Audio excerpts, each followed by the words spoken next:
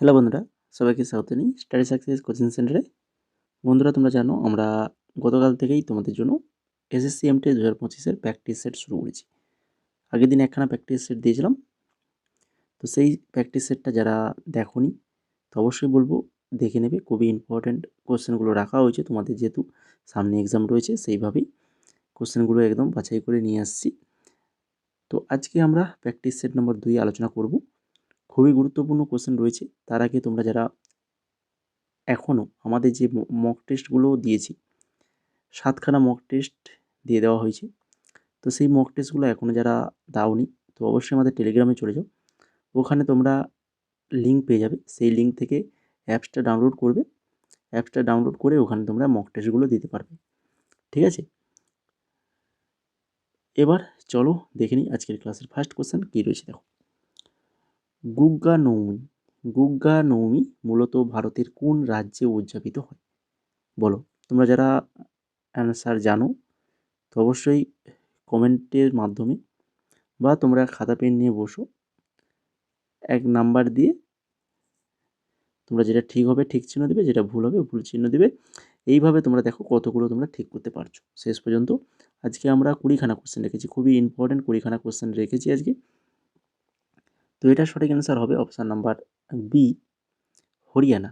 হরিয়ানা হয়ে যাবে সঠিক অ্যান্সার। গুগ্গা নৌমি এটা ভারতের হরিয়ানা রাজ্যে কিন্তু উদযাপিত হয়, ঠিক আছে? এখান থেকে একটু দেখে নাও, গুগ্গা নৌমি হরিয়ানা, রাজস্থান, পাঞ্জাব কিছু অঞ্চলে উদযাপিত হয়। এটি গুগ্গা পীর বা গুগ্গা জাহারবীরের প্রতি উৎসর্গীকৃত, যিনি নাগ দেবতা অর্থাৎ সাপের দেবতা হিসেবে পূজিত হয়। উৎসবটি সাধারণত ভাদ্রপদ মাসের কৃষ্ণপক্ষের নবমী তিথিতে পালিত হয়। মানুষ এই দিনে সাপের কামড় থেকে সুরক্ষা ও সুস্থতার প্রার্থনা করে। বোঝা গেল, খুবই একটা ইম্পর্ট্যান্ট এই উৎসব, এক্সামে আসার মতোই। তারপরে দেখো 2 নম্বর কোশ্চেন, ভারতের কোনো রাজ্যের নির্বাহী ক্ষমতা কার হাতে ন্যস্ত থাকে? নির্বাহী ক্ষমতা, নির্বাহী ক্ষমতা কিন্তু ন্যস্ত থাকে হচ্ছেন রাজ্যপালের হাতে। ভারতীয় সংবিধানের অনুচ্ছেদ 154 অনুযায়ী রাজ্যের নির্বাহী ক্ষমতা রাজ্যপালের হাতে ন্যস্ত, তবে রাজ্যপাল নামমাত্র প্রধান। প্রকৃত ক্ষমতা থাকে হচ্ছে মুখ্যমন্ত্রী ও মন্ত্রী পরিষদের হাতে। রাজ্যপাল রাজ্যের প্রশাসনিক কার্যক্রম পরিচালনা করেন মন্ত্রিসভার পরামর্শ অনুযায়ী। এরপরে দেখো 3 নম্বর কোশ্চেন, নিম্নলিখিতদের মধ্যে কি কথাকলি নৃত্যের জন্য বিখ্যাত ছিল? কথাকলি নৃত্যের জন্য বিখ্যাত ছিল নিচের মধ্যে কি? নামগুলো দেখো কে রয়েছে, মাদাবুর বাসুদেব নাইয়ার, বিনো দেবী, তারপরে পণ্ডিত গোপাল প্রসাদ, আর হচ্ছে সিবি চন্দ্রশেখর। তো এনাদের মধ্যে কথাকলি নৃত্যশিল্পী তিনি হচ্ছেন মাদাবুর বাসুদেবন নাইয়ার। অপশান নাম্বার 1 হয়ে যাবে আমাদের এখানে সঠিক অ্যান্সার। যারা 1 নম্বর করেছো একদম সঠিক অ্যান্সার। এখান থেকে দেখে নাও, তিনি ছিলেন কেরালার বিখ্যাত কথাকলি শিল্পী ও গুরু। 2011 সালে ভারত সরকার তাকে কিন্তু পদ্মভূষণ সম্মানে ভূষিত করে, 2011। কথাকলি নৃত্য কেরালার একটা ঐতিহ্যবাহী শাস্ত্রীয় নৃত্য, যেখানে গল্প বলা হয় নৃত্য ও মুখভঙ্গির মাধ্যমে। নৃত্য এবং মুখভঙ্গির মাধ্যমে কিন্তু এই নৃত্যটা হয়ে থাকে কথাকলি, যেটা হচ্ছে কেরালার খুবই একটি গুরুত্বপূর্ণ, খুবই ঐতিহ্যবাহী শাস্ত্রীয় নৃত্য। 4 নম্বর দেখো, ভারতের কোন সরকারি কর্মসূচি গ্রামীণ এলাকায় পরিবারগুলিকে জীবিকার নিরাপত্তা দিতে বছরে 100 দিনের মজুরির কাজের নিশ্চয়তা প্রদান করে? এটা তো আশা করি সবাই পারবে। এটাও কিন্তু একটা ইম্পর্টেন্ট কোয়েশ্চেন, এক্সামে কিন্তু বারবার আসছে। 2025-এর এক্সামেও কিন্তু এই কোয়েশ্চেনটা আসছে, ঠিক আছে? এর জন্য আমি এটা দিয়েছি। তো এটা সঠিক অ্যান্সার হবে মহাত্মা গান্ধী জাতীয় গ্রামীণ কর্মসংস্থান নিশ্চয়তা প্রকল্প, যেটা MGNREGS। এখান থেকে দেখে নাও, এই প্রকল্পটি 2005 সালে চালু হয়েছিল, মনে রাখো। আর এটি পরিচালনা করে, এটাও কিন্তু এক্সামে আসে, গ্রামীণ উন্নয়ন মন্ত্রক, মিনিস্টার অফ রুরাল ডেভেলপমেন্ট। এরপরে 5 নম্বর কোশ্চেন, পরম শূন্য উষ্ণ তাপমাত্রায় পদার্থের কণাগুলির অবস্থা কি হয়? পরম শূন্য তাপমাত্রা অর্থাৎ 0 কেলভিন বা -273.15 ডিগ্রি সেলসিয়াস। তো পদার্থের কণাগুলির অবস্থা কি হয়? নড়াচড়া বন্ধ হয়ে যায়, নড়াচড়া বন্ধ হয়ে যায়। পরম শূন্য হলো সর্বনিম্ন সম্ভাব্য তাপমাত্রা, যেখানে কোনো পদার্থের অণু বা পরমাণুর গতিশক্তি সম্পূর্ণরূপে থেমে যায়। এর মান হলো 0 কেলভিন, যেটাকে কে দিয়ে চিহ্নিত করা হয়, বা -273.15 ডিগ্রি সেলসিয়াস, বা এটা কোথাও দেখতে পারো -273 ডিগ্রি। ঠিক আছে, 0 কেলভিন সমান। এই অবস্থায় অণুদের গতি বন্ধ হয়ে যায়, ফলে তাদের মধ্যে শক্তির আদান প্রদানও থেমে যায়। তাত্ত্বিকভাবে এটি সম্ভব হলেও বাস্তবে পরম শূন্য তাপমাত্রা অর্জন করা যায় না। 6 নম্বর, দীপিকা পল্লিকাল। দীপিকা পল্লিকাল কোন খেলাটির সঙ্গে যুক্ত? দীপিকা পল্লিকাল ইনি একজন স্কোয়াশ খেলোয়াড়। স্কোয়াশ খেলোয়াড়, একজন বিখ্যাত স্কোয়াশ খেলোয়াড়। তিনি ছিলেন ভারতের প্রথম মহিলা স্কোয়াশ খেলোয়াড়, যিনি পিএসএ প্রফেশনাল স্কোয়াশ অ্যাসোসিয়েশনের র্যাঙ্কিংয়ে শীর্ষ 10-এ প্রবেশ করেন। 2014 সালে কমনওয়েলথ গেমসে তিনি যোজনা চিন্নাপ্পার সঙ্গে স্বর্ণপদক জেতেন মহিলা ডাবলসে। আর এই যে দীপিকা পাল্লিকাল, ইনি কে জানেন? ইনি একজন হচ্ছে এই যে দীনেশ কার্তিক, আমাদের ক্রিকেটার যে দীনেশ কার্তিক, সেই দীনেশ কার্তিকের স্ত্রী। 7 নম্বর কোশ্চেন, 2011 সালের জনগণনা অনুযায়ী কোন রাজ্যের মোট সাক্ষরতার হার 91.3% ছিল? 2011 সালে জনগণনা অনুযায়ী কোন রাজ্যের মোট সাক্ষরতার হার 91.3% ছিল? কেরালা, সিকিম, মণিপুর, মিজোরাম। সঠিক অ্যান্সার হয়ে যাবে অপশন নাম্বার ডি, মিজোরাম। মিজোরামের তাহলে সাক্ষরতার হার কত ছিল? 91.3%। দেখো, মিজোরামের সাক্ষরতার হার বা জিজ্ঞেস করেনি, বা এখানে সবচেয়ে বেশি সাক্ষরতার হার রয়েছে কার, এটাও এটা জিজ্ঞেস করেনি। কীভাবে জিজ্ঞেস করেছে কোশ্চেনটা দেখতে পেয়েছো? তো এইভাবেও কিন্তু কোশ্চেনগুলো আসার সম্ভাবনা রয়েছে। 2011 সালের জনগণনা অনুসারে সর্বোচ্চ সাক্ষরতার হার হচ্ছে কেরালা, 93.9%। কেরালার পরে রয়েছে লাক্ষাদ্বীপ, 92.28%। তারপরে রয়েছে মিজোরাম, 91.3%।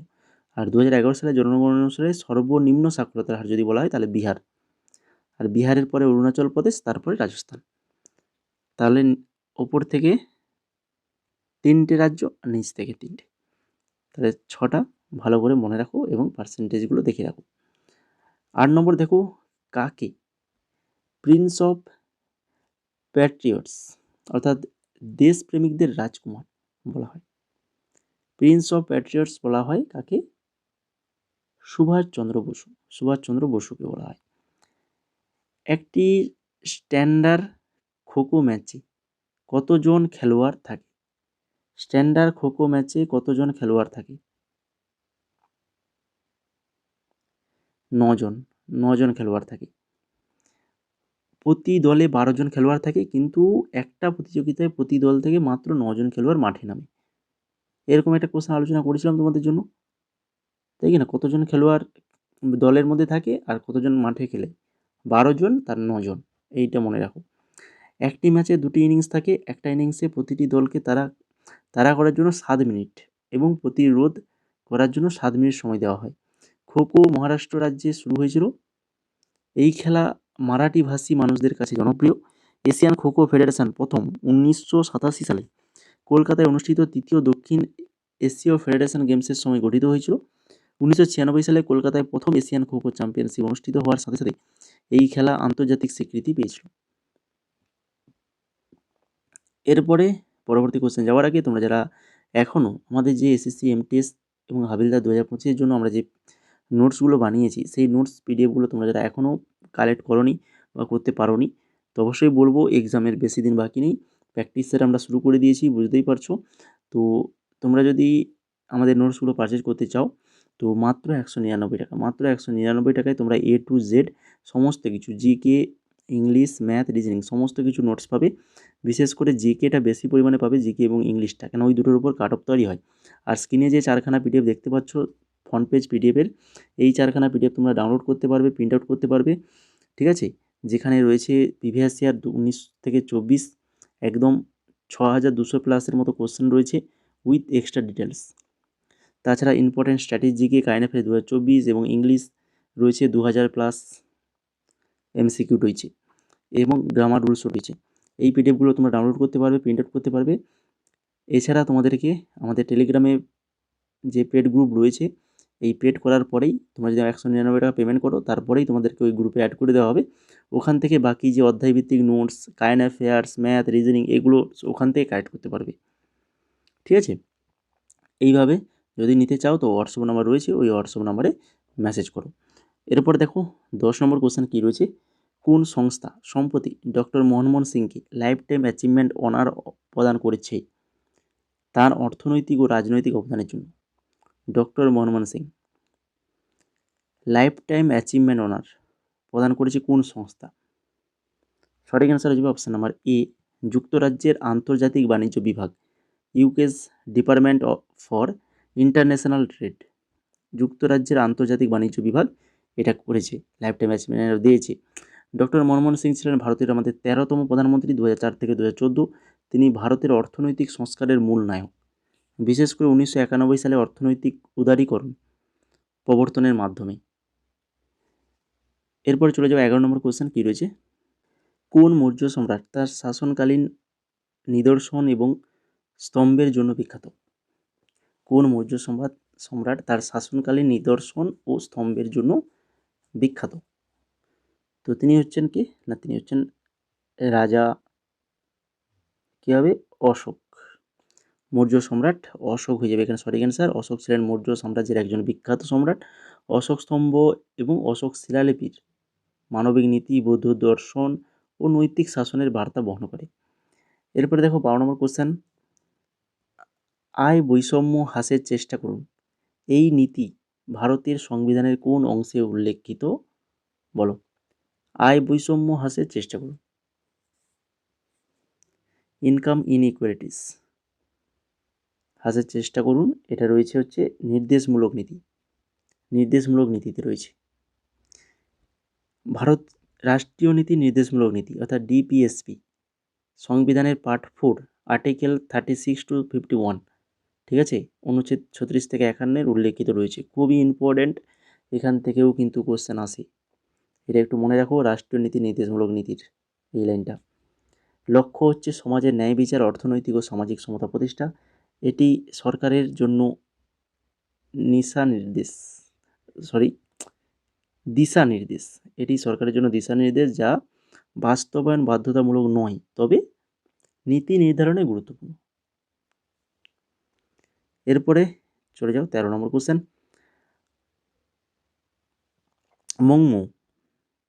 মংমং উৎসব কোন রাজ্য বা কেন্দ্রশাসিত অঞ্চলের সঙ্গে সম্পর্কিত?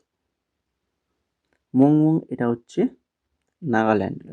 নাগাল্যান্ড রাজ্যের সাথে সম্পর্কযুক্ত।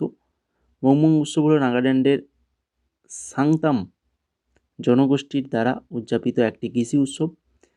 এটি প্রতি বছর 1 থেকে 6 সেপ্টেম্বর পর্যন্ত অনুষ্ঠিত হয়। মংমং শব্দের অর্থ হচ্ছে চিরকালের জন্য একসাথে, চিরকালের জন্য একসাথে। 14 নম্বর কোশ্চেন, কোনো প্রতিষ্ঠানের মূলধনের যোগ বা বৃদ্ধিকে কি বলা হয়? কোনো প্রতিষ্ঠানের মূলধনের যোগ বা বৃদ্ধিকে কি বলা হয়? বিনিয়োগ বলা হয়। কি বলা হয়? বিনিয়োগ। তারপরে দেখো আয়ুষ্মান খুরানা, জানো নিশ্চয়ই, নাম শুনেছ, অভিনেতা আয়ুষ্মান খুরানা। সে আয়ুষ্মান খুরানার ইউনিসেফের সঙ্গে সম্পর্ক মূলত কোন উদ্দেশ্য পূরণে? ইউনিসেফের সঙ্গে সম্পর্ক রয়েছে কিসের জন্য, কি কারণে? শিশুর অধিকার ও কল্যাণের সমর্থন, শিশুর অধিকার ও কল্যাণের সমর্থন, অপশান নাম্বার এ সঠিক অ্যান্সার। 16 নম্বর, চতুর্থ পঞ্চবার্ষিক পরিকল্পনার সময় প্রবর্তিত গডগিল সূত্র, গডগিল ফর্মুলা, এর উদ্দেশ্য কী ছিল? চতুর্থ পঞ্চবার্ষিকী পরিকল্পনার সময় এই গডগিলের উদ্দেশ্য ছিল জনসংখ্যা এবং মাথাপিছু আয়, জনসংখ্যা ও মাথাপিছু আয়। চতুর্থ পঞ্চবার্ষিক পরিকল্পনা, যেটা হচ্ছে 1969 থেকে 1974 চলাকালীন ভারতের রাজ্যগুলিকে কেন্দ্রীয় সরকারের পক্ষ থেকে পরিকল্পনা সহায়তা বরাদ্দ করার জন্য গডগিল সূত্রটা চালু করা হয়েছিল।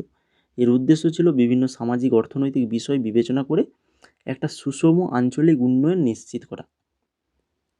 17 নম্বর কোশ্চেন দেখো, ড্যাশ নীতি অনুযায়ী বিদেশে তৈরি গাড়ি আমদানি করার পরিবর্তে শিল্পকে উৎসাহিত করা হবে যাতে সেগুলি ভারতে উৎপাদিত হয়, যেটা এখন বর্তমান হচ্ছে।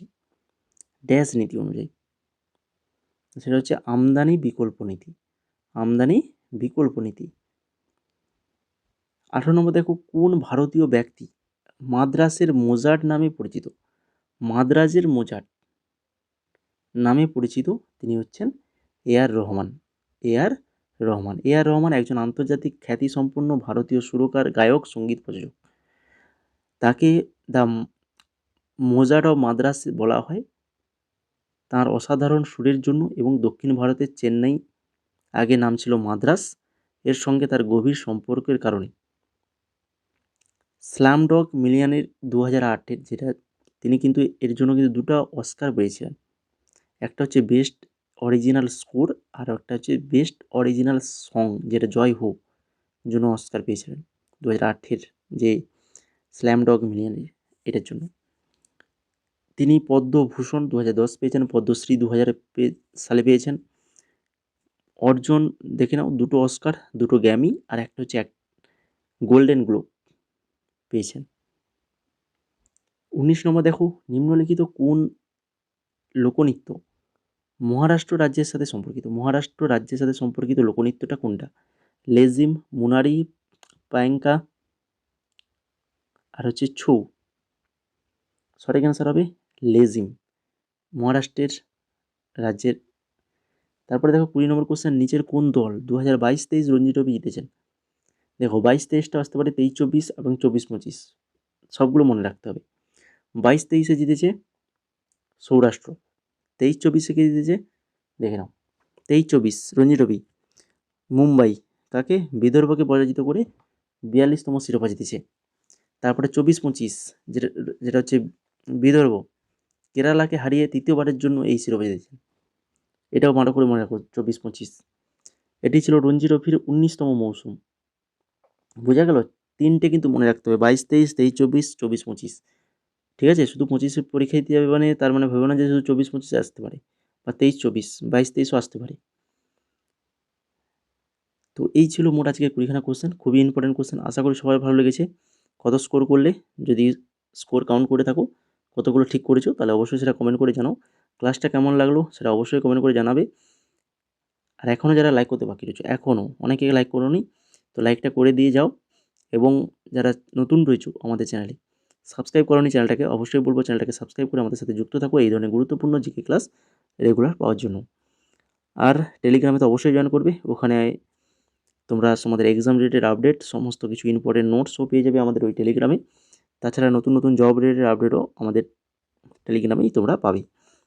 এছাড়া তোমরা যদি আমাদের এমটিএসের যে পিডিএফগুলো রয়েছে এগুলো ছাড়া তোমরা যদি এসএসসির স্টেনো, যেটা 2025 এক্সাম হয়েছিল, তার জিকে এবং ইংলিশ পিডিএফ রয়েছে অ্যাভেলেবল খুবই অল্প প্রাইসের মাধ্যমে। আর হচ্ছে সিএইচএসেরও পিডিএফ রয়েছে, এনটিপিসির পিডিএফ রয়েছে, এবং আমাদের ওয়েস্ট বেঙ্গল এক্সামের জন্য জিকে ই বুক রয়েছে, যেখানে 8200+ জিকে কোশ্চেন রয়েছে। এছাড়া এর সঙ্গে আরও অনেক এক্সট্রা কারেন্ট অ্যাফেয়ার্সও পাবে। ঠিক আছে? অনেক কারেন্ট অ্যাফেয়ার্সও এর সঙ্গে আসলে আলাদাভাবে সেগুলো গ্রুপে দেওয়া আছে, সেগুলো তোমরা এর সঙ্গে পেয়ে যাবে মাত্র 49 টাকায়। যে জিকে ই বুকটা তোমাদের ওয়েস্ট বেঙ্গল, আমাদের ওয়েস্ট বেঙ্গলের WBPSCর আন্ডারে যে সকল এক্সাম, বা West Bengal police, Kolkata police, এবং WBSSC গ্রুপ সিডি, যেটা খুবই ইম্পর্টেন্ট তোমাদের জন্য, তো সেই গ্রুপ সিডির এক্সামের জন্য কিন্তু এই পিডিএফটা ভেরি ভেরি ইম্পর্টেন্ট হবে। এই পিডিএফ থেকে যে এই যে ওয়েস্ট বেঙ্গল পুলিশের যে এক্সামটা হলো, সেই এক্সামের 90% কোশ্চেন কিন্তু আমাদের পিডিএফ থেকে কমন এসছে। জিকে কোশ্চেন যে 50খানা কোশ্চেন ছিল, তার 90% কোশ্চেন কিন্তু আমাদের পিডিএফে সেই সকল কোশ্চেনগুলো ছিল। তো এর জন্য বলছি, যদি নিতে চাও মাত্র 49 টাকায় তোমরা এই পিডিএফটা পেয়ে যাবে। এছাড়া আরআরবি এনটিপিসি টপিক ওয়াইজ 18খানা টপিক, অনেক এক্সট্রা ডিটেলস দিয়ে আমাদের এই আরআরবি এনটিপিসির পিডিএফটা রয়েছে। এটার প্রাইস রয়েছে মাত্র 55 টাকা। তো এই পিডিএফগুলো যদি নিতে চাও তাহলে আমাদের হোয়াটসঅ্যাপ নাম্বার যে দেখতে পাচ্ছ স্ক্রিনে, এই হোয়াটসঅ্যাপ নাম্বারে মেসেজ করবে।